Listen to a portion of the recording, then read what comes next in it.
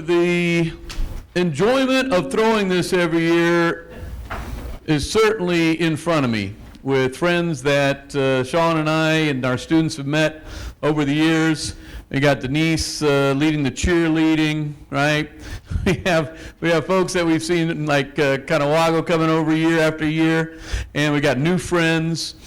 But the other pleasure that I get to have is pulling in friends that I've made over the years, folks I've always admired, folks that have made the significant difference not only in my career, but as they engaged in their career, impacting the lives of tens of thousands, perhaps hundreds of thousands of people. And Terry Mcsween is one of those. He's now the foremost tomato grower in Texas in his retirement.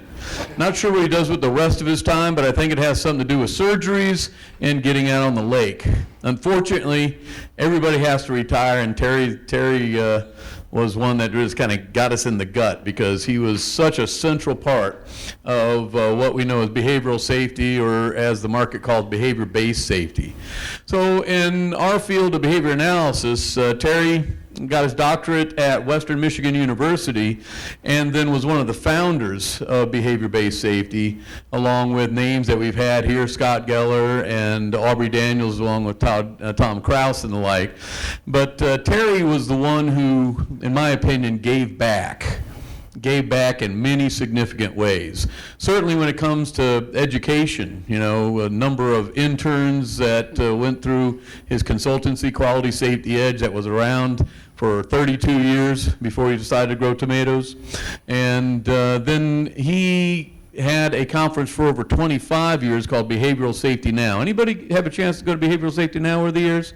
Indeed, and that's where I met many folks and had a chance, you know, to kind of hone a little bit of a speaking career. But what I saw in that was a consultancy and a man who, instead of making proprietary and only having his clients there and only selling his products, he opened it up to us all.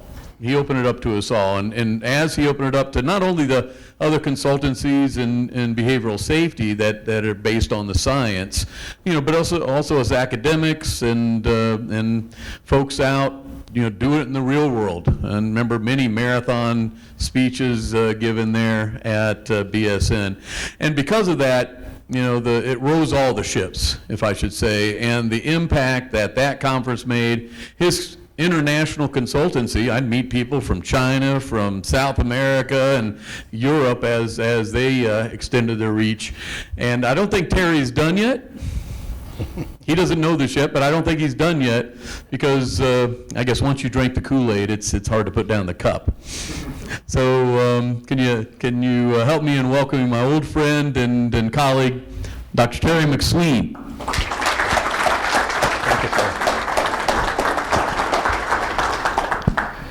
When I turned 71, my wife gave me this T-shirt, and it's absolutely my favorite. And what it says is, "It's weird being the same age as old people."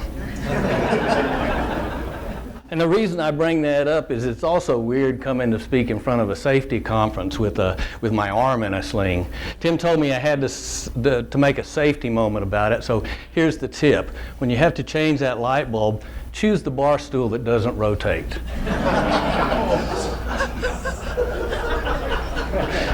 I'm glad y'all appreciated that as a joke. Actually, it was a slip from, you know, shoulders are like backs. They're cumulative trauma over the years, and this was a slip in a fishing accident. So anyway, I want to talk today about safety leadership. And to establish a context, I want you all to think about what is a significant challenge in your organization. Because I'm going to ask you as we go through the content to think about the implications for what I'm saying, if any, for what you're doing in your company. So, and the reason I like to start with that, particularly in this context, oops, that's the wrong button, operator error. when you look at incident investigations that have gone and dug into some of the major events in our field, one of them is the Esso gas explosion on the eastern coast of Australia. Another is the Texas City disaster, and then there's the Gulf BP Gulf oil rig disaster. The common theme, or a common theme in the reports on all of those incidents is basically that it represented a failure of leadership. Sometimes a little more specific, like they'll talk about a failure to learn. The BP, for example, in Texas City had 13 close calls over the 10 years before they managed to blow up that plant.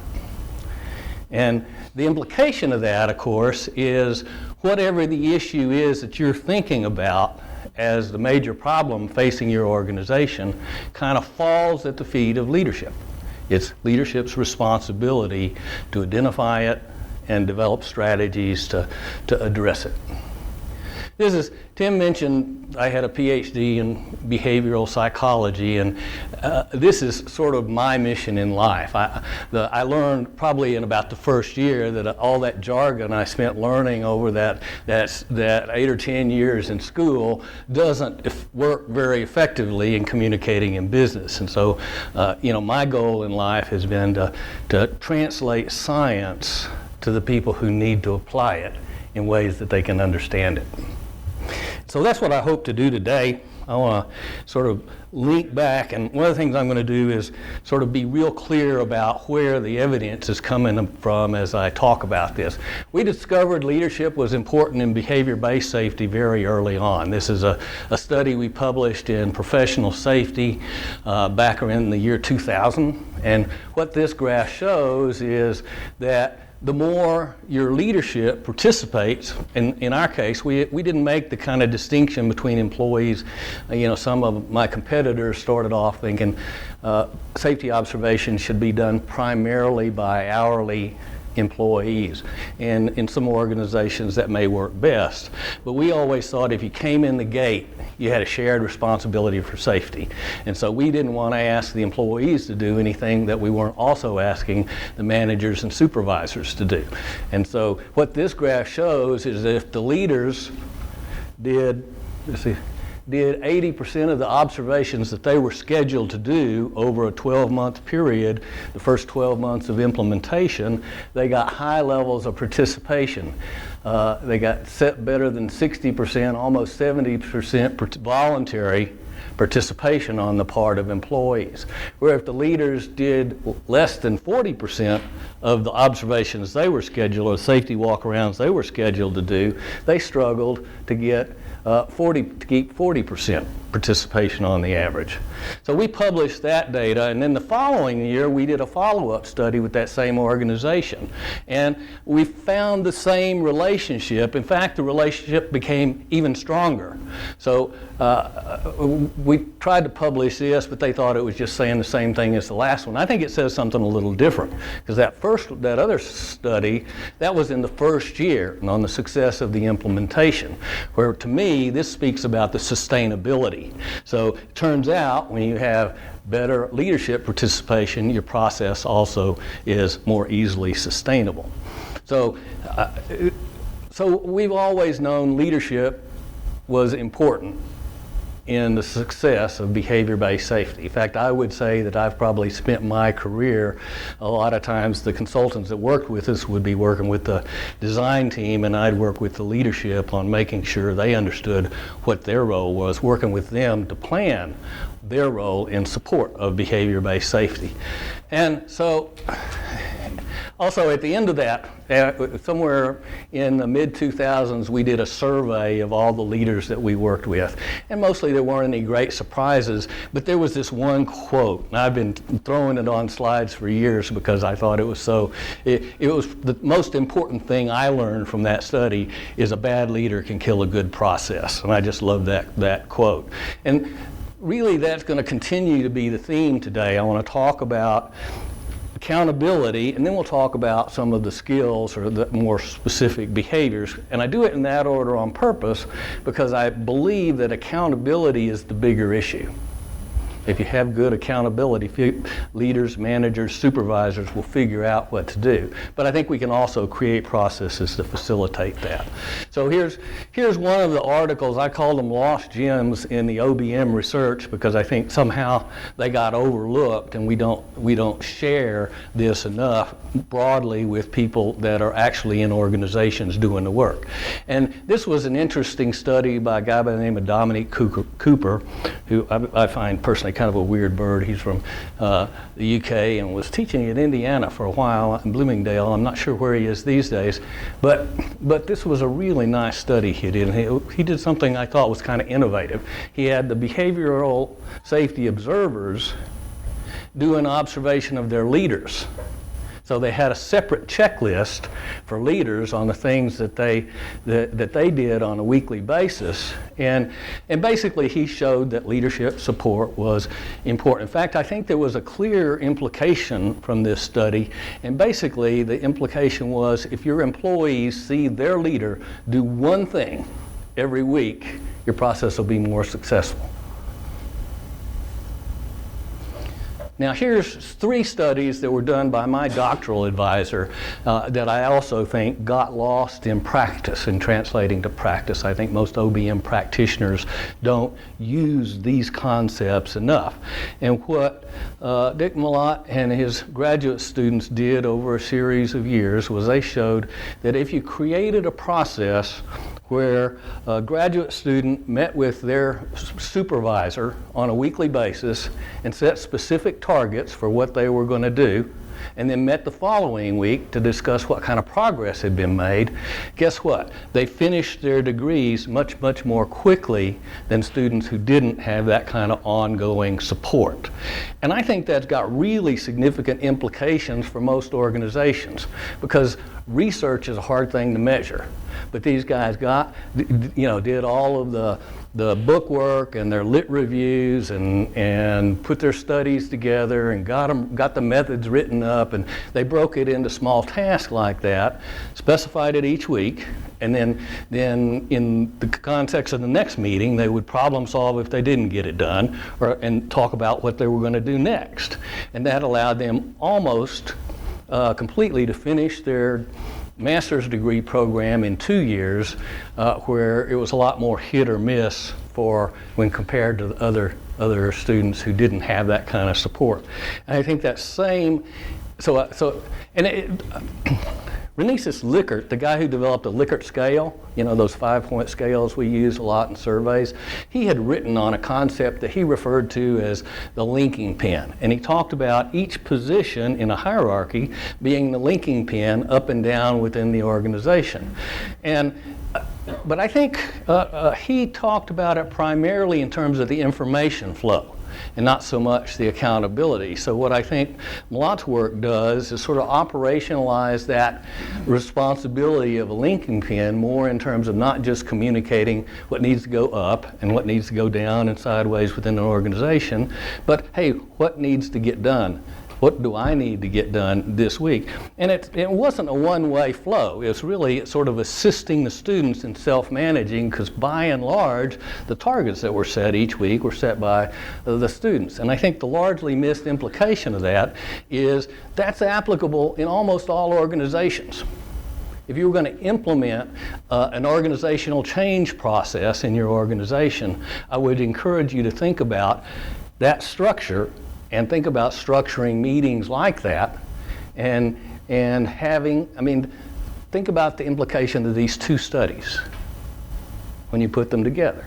The idea is that your supervisors, if you're reporting to a manager and you're meeting with them, should identify something they're going to do this week to show their employees how important safety is. And if you do that, your safety process will be effective. So here's the one big idea. I'm going to talk more about the behaviors now. But I think this is the big idea, and I promote it because I think it's easy just to go, oh, that's nice, but I really think that this is a significant opportunity for many organizations, particularly if you're in a position where your supervisors do more than just work on the floor. If all their time is spent on the floor, then this may not be important. But most of the time, they have other projects that they're taking responsibility for. You have other change initiatives like safety or improvement efforts that you'd like them to engage in and demonstrate their support for. And this is actually an example from a division manager of a gas pipeline where I'd worked with him, and his meetings were once a month. But he expected his managers to have weekly meetings with the field supervisors. And so we worked to identify what are the things you're going to talk about in every meeting. You know, I've told companies for years, if you're a company, start every meeting with safety, guess what? That makes you about a C student. To be an A student, you need to be talking, have every person that's at the table talking about what you did and what you did and what you did last week to support safety and what you're going to do this week to demonstrate that support for safety. And so there are things that you need to talk about potentially every week, and of course those may change over the course of your change effort.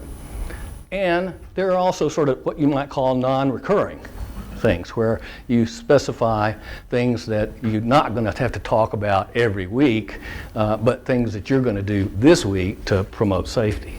So I think that is a simple tool for improving accountability, for making sure that each supervisor, each leader in your organization is demonstrating their support for safety. So now let's talk about what some of those behaviors are. And this, I sort of adapted this from some of Julie's work at her organization at CLG back in the day. And these are 5 categories of, and I used to sort of talk about them as buckets of behaviors. I'm not quite sure that fits. I'm calling them factors today for planning critical leadership support behaviors. So I'm going to talk about each of these boxes. First, I'm going to tie it, for those of you who have a background in behavioral psychology, I'm going to tie it into the antecedents, because the first 3, into our ABCs of behavior, the antecedents, the behaviors, and the consequences. This is kind of how those boxes relate to that theoretical construct that we use in behavioral psychology. The top 3 are pretty much antecedents. So creating alignment, making sure we communicate why it's important, getting people engaged in it. A lot of that is prompting the engagement of others. So all of those 3 boxes fall into the antecedent category. In the behavior category, that is study and review. That is, when we talk about behavior, we're usually talking about how we're going to observe, how we're going to track, how we're going to measure it. And then finally, the most important box is around the consequences, and there it's important that generally that we're adding positive consequences and that we're shaping improvement. So now to talk about, here's the question I've got for you. Before I go into talking about each of these boxes, I'm going to point at each one, and I'm going to ask you to hold your hand up if you think that is the most important of these 5 boxes. So how many of you think creating alignment, making sure that the behaviors are aligned sort of top to bottom, and that people's personal behavior is reflecting their values. How many of you think creating alignment is the most important of these boxes in terms of determining performance? Can I see a show of hands? Okay, there's probably 5 or 6. Okay, we're up to 7. Okay, for the second one on communication, how many of you think communication would be the most important? Okay, we're up to probably 25, 30% is a rough estimate in that box. Okay, building engagement. How many of you think, got quite a number, that's another 30%, so now we're up to about 67%. Now, the study and review. How many of you think that box would be the most important? Okay, there's about 4, maybe 5. And then lastly, managing the consequences. How many of you think managing the consequences would be most important? Oh, there's probably only 5 or 6 or 7 saying managing the consequences would be, and I think that gets us up to about 84%, so there's another 16% of you that are slackers. But And I have to tell you, when I talk to behavioral audiences, people who have a background in behavioral psychology, that shifts, and they all go for the managing consequences. And there's a case to be made for that. But here's what the research says. This work was done by Judy Kamaki, and what she found was that the biggest discriminator between the leaders in high-performing organizations and what you might call mediocre leaders, or leaders in organizations that are not performing as well, is basically the amount of time they spend out interacting with the workforce. And this is particularly at the frontline supervision level. So the biggest discriminator, biggest determinant of whether a supervisor is really effective is a function of how much time they spend out interacting with their workforce, directly observing the workforce. And it's not just, she talked about it, I didn't like her verbiage, she talked about it as monitoring, which I think is functionally what they were doing, but she made the point that it's not just like observing what's happening in the workplace, it's also the dialogue that takes place, like you might encounter a safety committee member in the hallway and spend a few minutes talking with them about what they're struggling with, what their biggest challenge is, and maybe finishing up with, and what could I do to help? So those kind of interactions she identified as monitoring. Monitoring seems kind of heavy-handed to me, so I've sort of recast that as study and review. So now let's talk about the boxes. I'm going to talk about the top 3, the antecedents first, and then we'll go to the others. So creating alignment. In safety, we talk about alignment, sort of your personal alignment. That is, how does your behavior reflect your values for safety, and sort of alignment with organizational values, and it even comes down to your personal interaction. In other words, you've got to show the way. You go out into the work areas, you need to don your personal protective equipment. Otherwise, you're sending the wrong message. I have to tell you, I have never, very, very rarely, I can't think of any instance where I met a manager or a leader in an organization that didn't tell me that safety was important, was a personal value of theirs. But I have met a lot of leaders who said that, but didn't show it in their day-to-day interactions.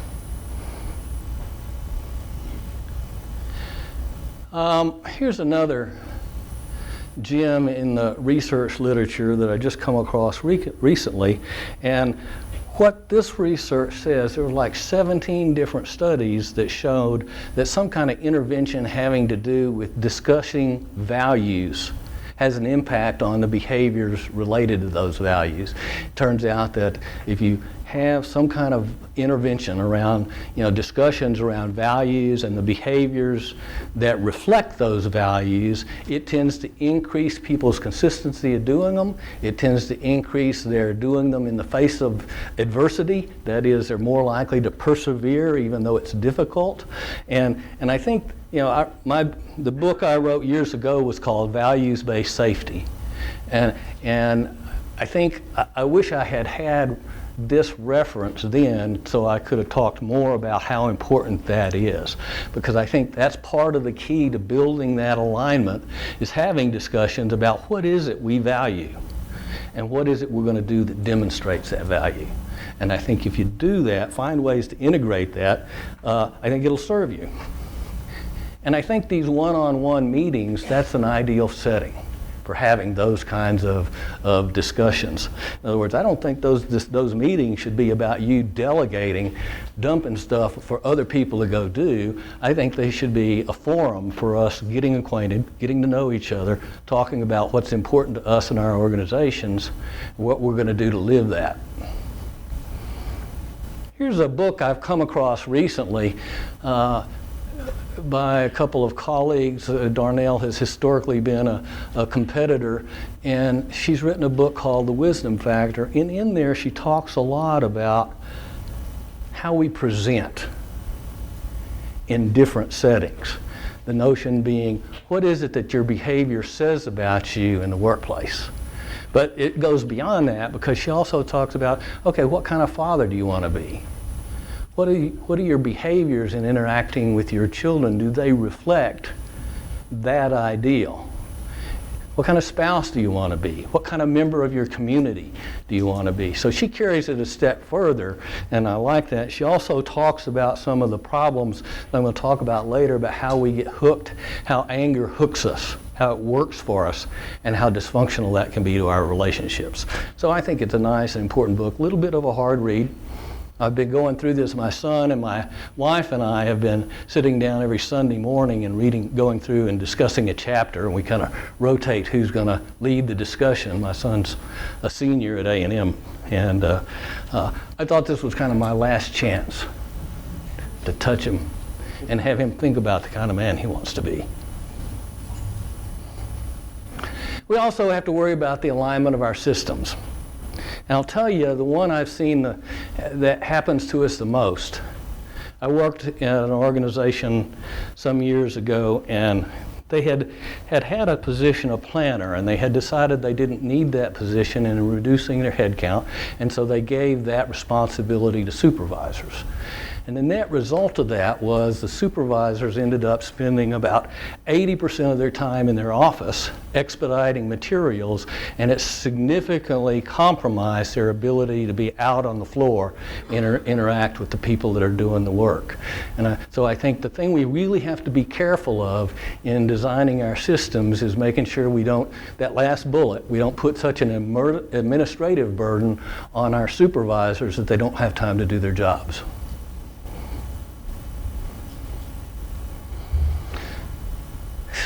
So linking pins sort of assure alignment, I think done well. And I used that example moments ago on the agenda. I had worked with the division manager around his staff.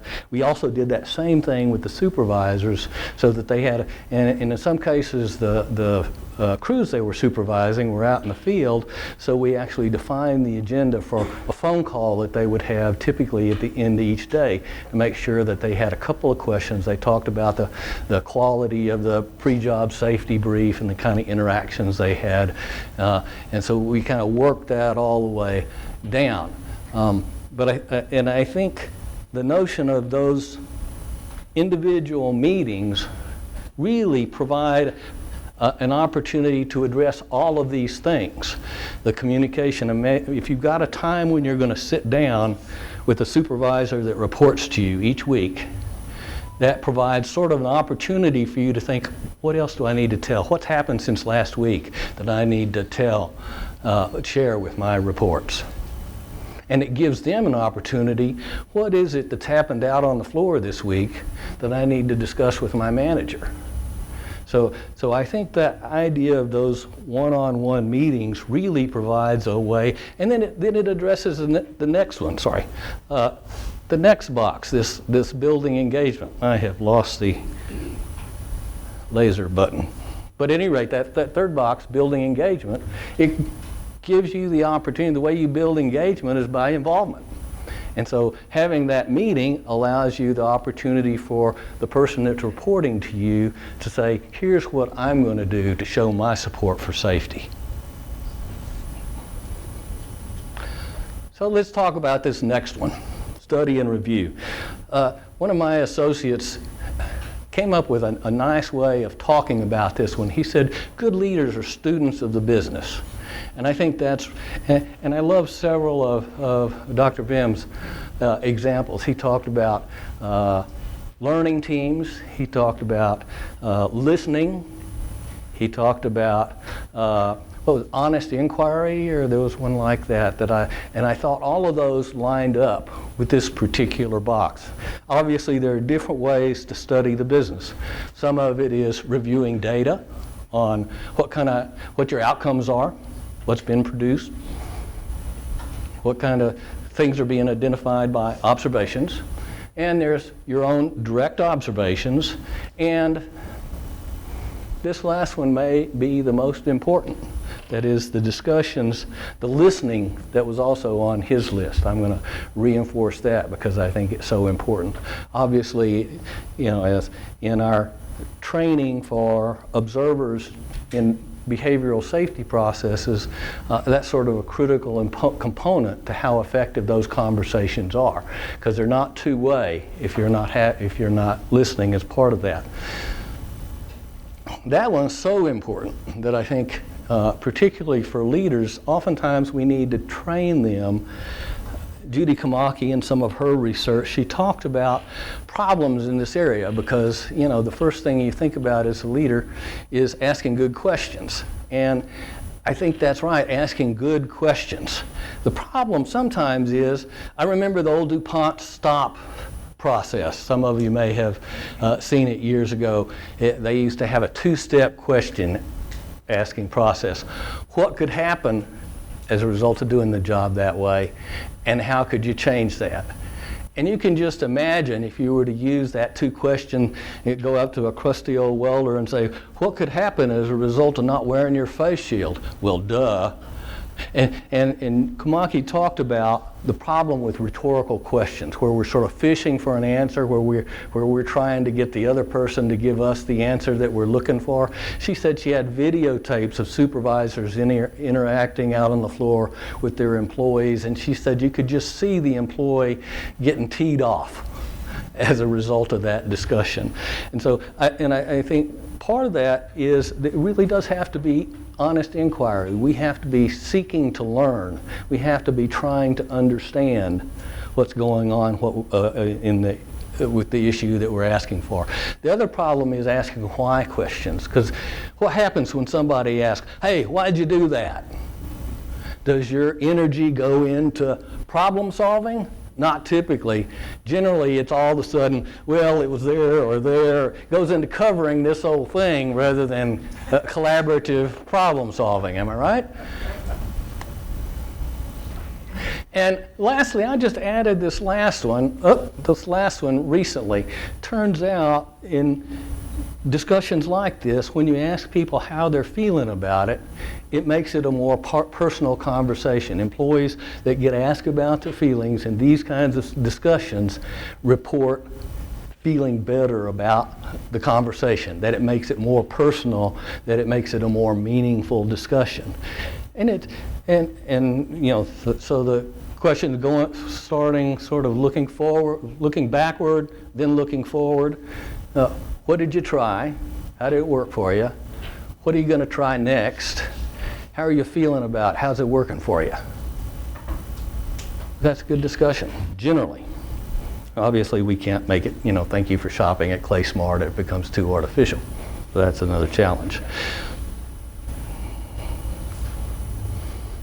So here's some just examples. And we can train leaders to ask questions like this, and it's not unlike the kinds of conversations we typically want to train employees to have as part of their behavior-based safety discussions, part of the discussions taking place in the context of the observations. And here's some other just general examples of the kinds of behaviors that would be in this bucket. And again, I have talked with many plant managers who tell me they have trouble getting people to volunteer to participate on their safety committees. And I think that that's a problem. You haven't been paying the right kind of attention to the people on your safety committees. I think if you were if you were going out into the plant, finding them and talking to them about what the experience is like, what their challenges are, I think it begins to make that participation, that voluntary action, more meaningful.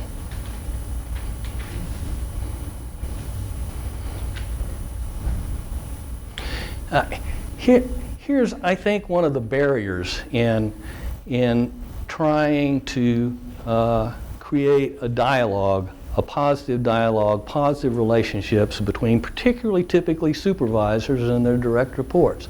And it's not really that the supervisors think they're better or they're too good to talk to, but that's what their behavior has said for whatever reason, that's how they present in the workplace, and that's how their behavior is interpreted.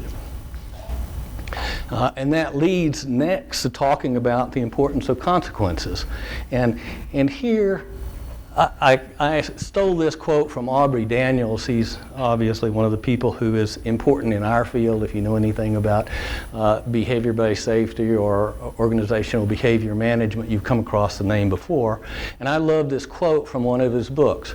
Ensuring formal organizational systems support the day-to-day reinforcement is the most important role an executive can play in maximizing performance.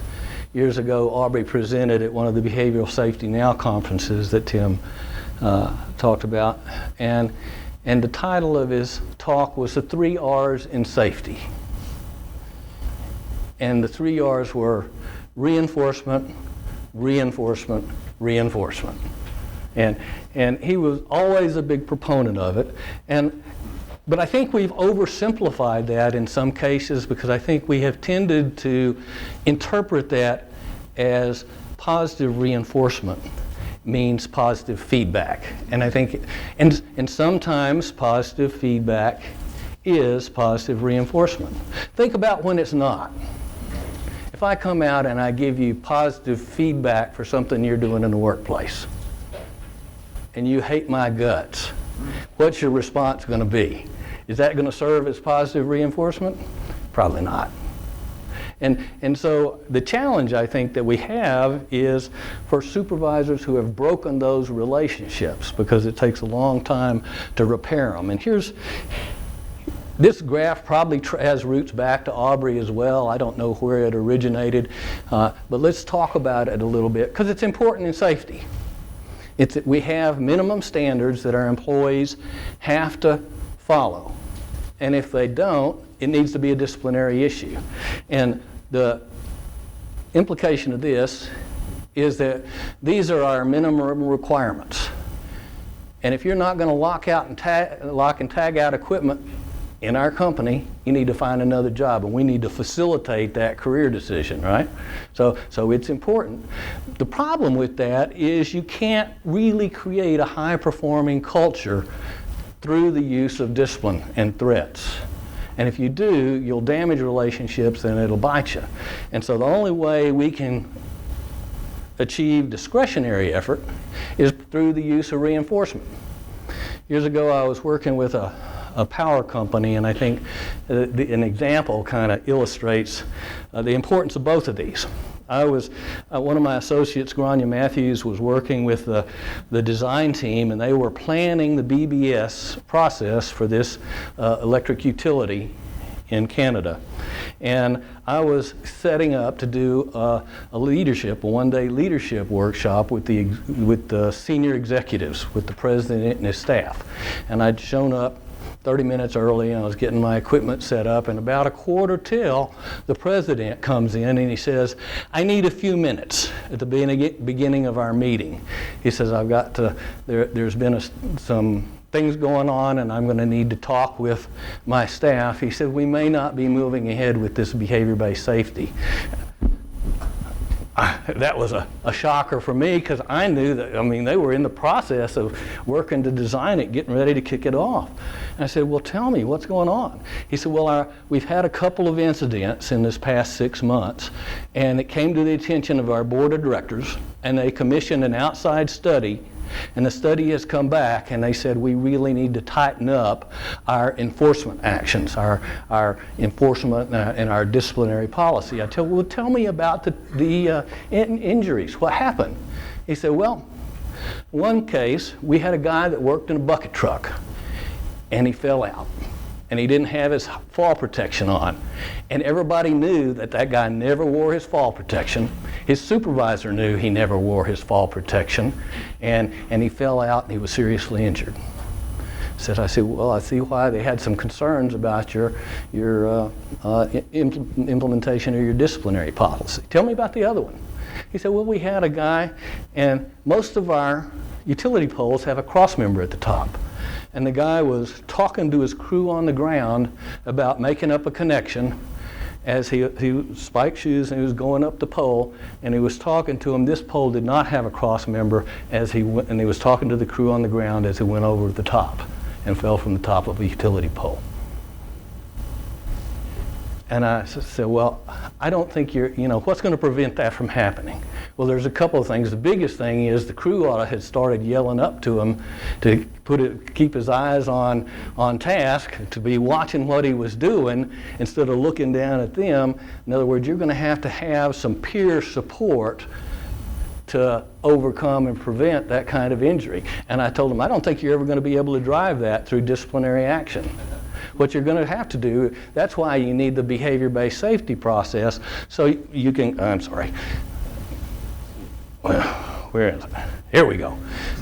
That's why we need the behavior-based safety process, so you can create greater engagement, so you can get employees to caring and looking out for one another, where it's an expectation that they start hollering up to that guy and call his attention to it, and you're not going to drive that through discipline. So we did some work on their disciplinary action. I mean, obviously, if you've got a disciplinary process, everybody's got to know where the line is drawn in the sand.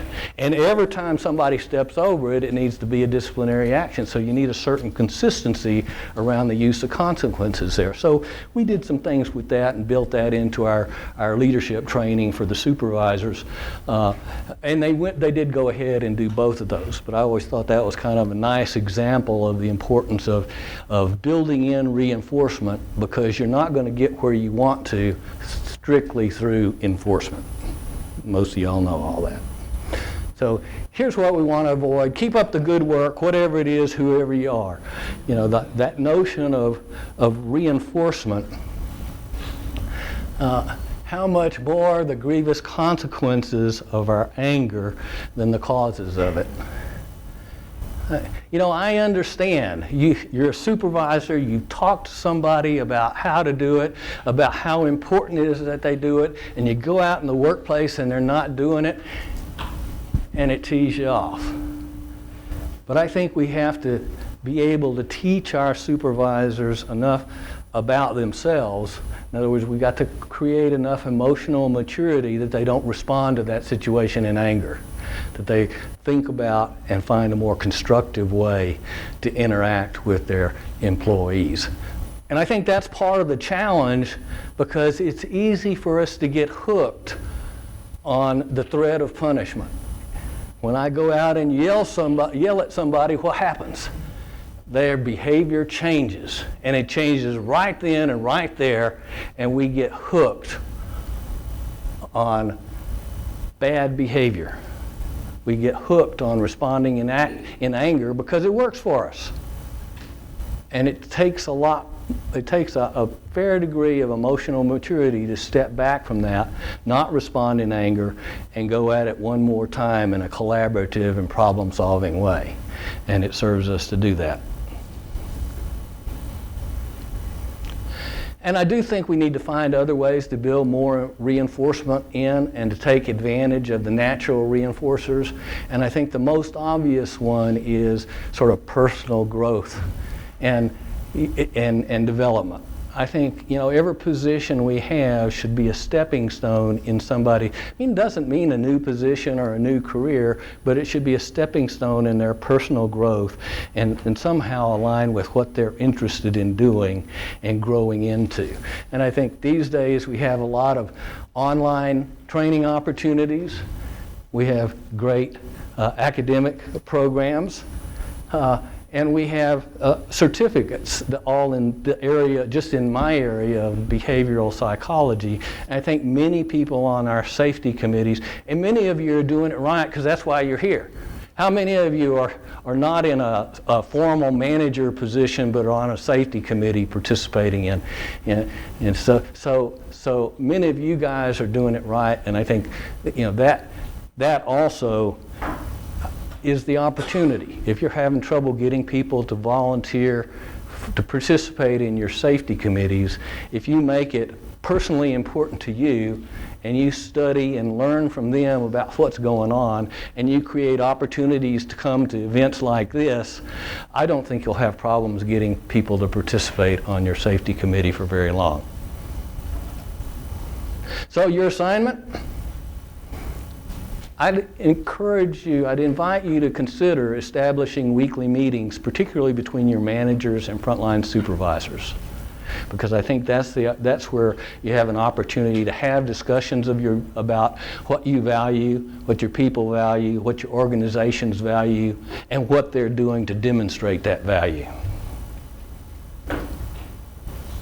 And I think it also serves us to ask people in our environment for feedback on how we come across. Am I being the dad I want to be? And what do I do that shows you safety is important to me? Am I doing that? What messages am I sending? What do you see when you look at what I'm doing in the workplace day to day? What's your impression of me? I think it serves us to get feedback like that, to think about how we're coming across, and to encourage everybody in our organization to think about how they're presenting and get feedback on it. And I really have come to believe that discussing the values and the practices that we exhibit that align with those values is increasingly important in the workplace today.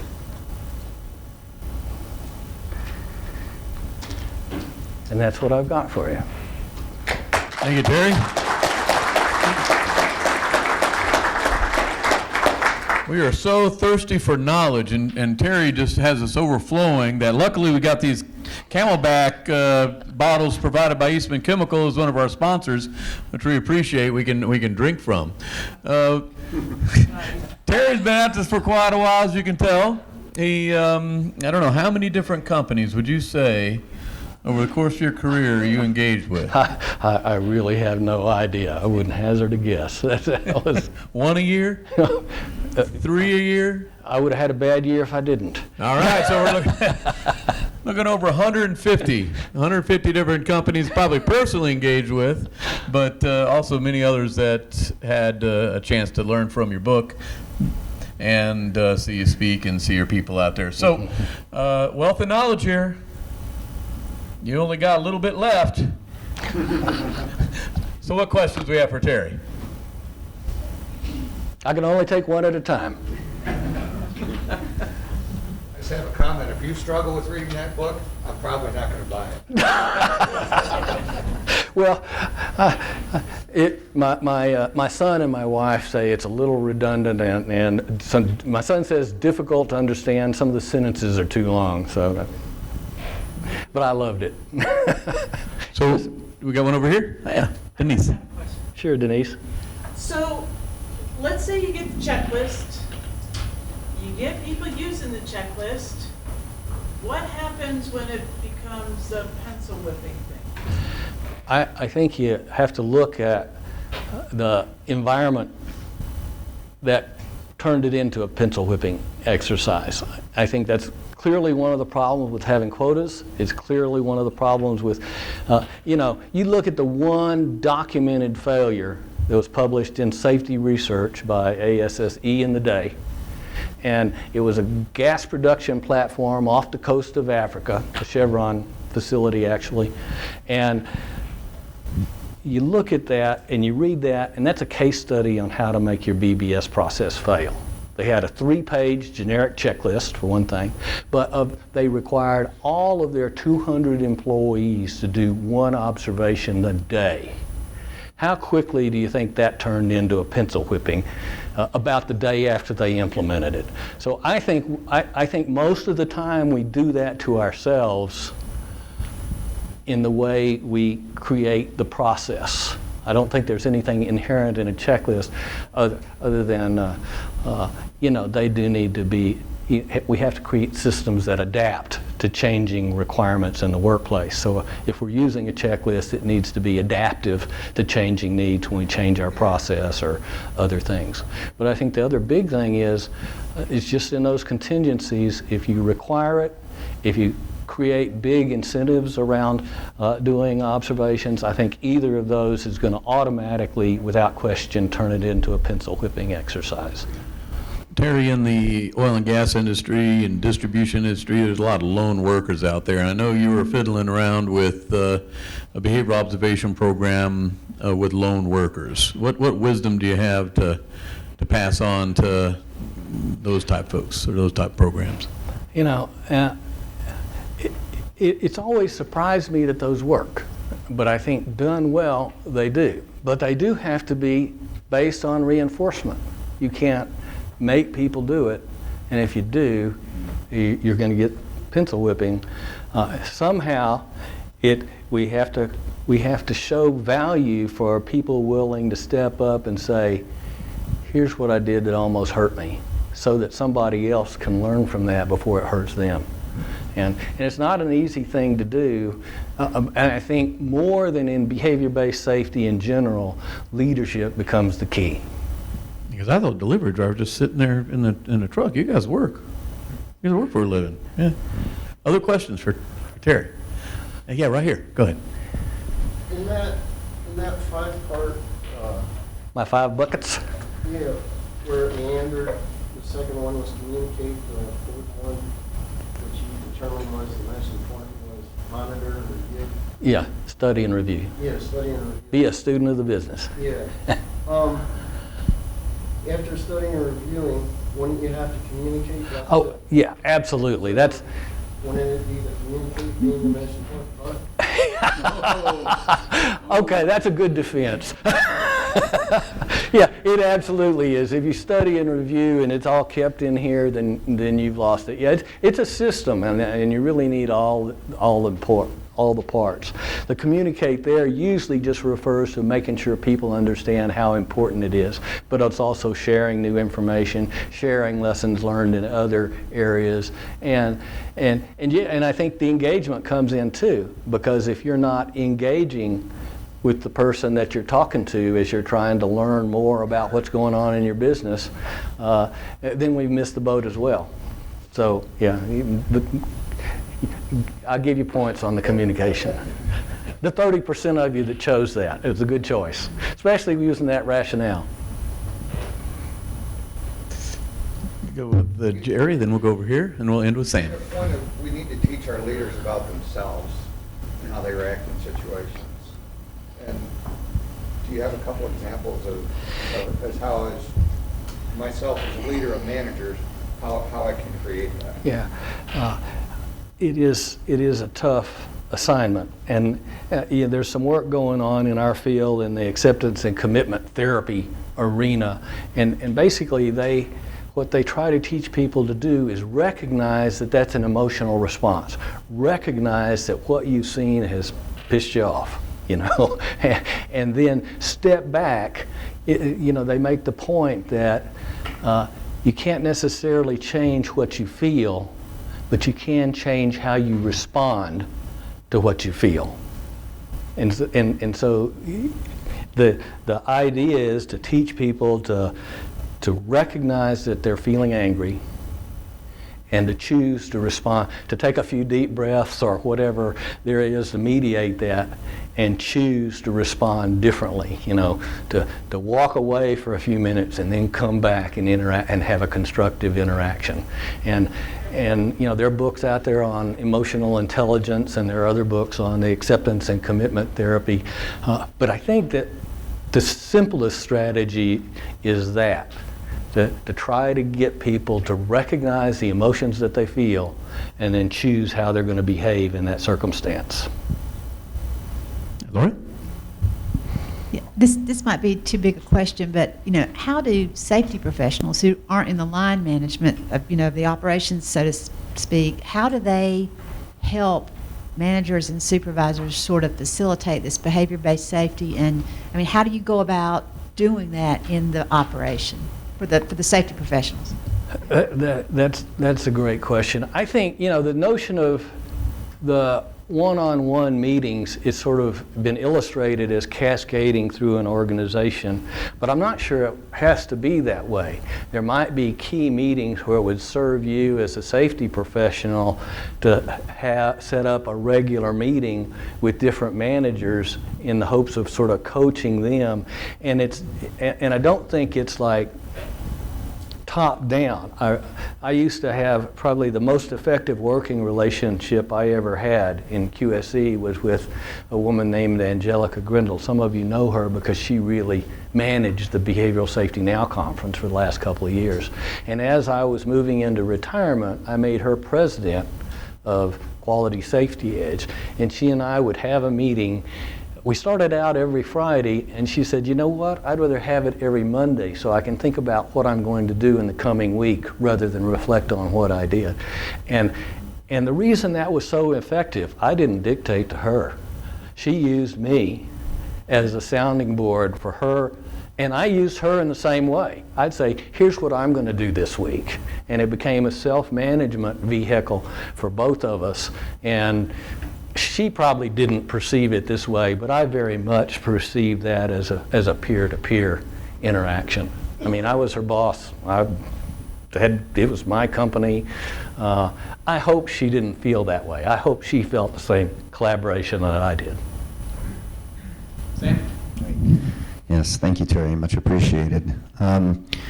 So, some advice on how you would communicate with leadership when you have a root cause analysis that determines that a failure of leadership, which you mentioned, and it sounded to me like when you talked about the person who wasn't wearing the PPE and the supervisor knew and who knows who else up the line knew that they weren't doing it. That's the first thing I'm thinking. Well, this is actually the root cause is a failure of leadership somewhere. How does one best communicate with leaders when they are a root cause, if not the root cause, or at least a causal factor in an incident? Well, you know, it's like leaders are people too, and they work in an environment. And you're part of that social. You know, I've used to have one that behavior is a function of the environment, but there's two parts of that environment, and that was captured so nicely in the equation that Dr. Bim showed us. There's a social environment and a physical environment, and both of those are important.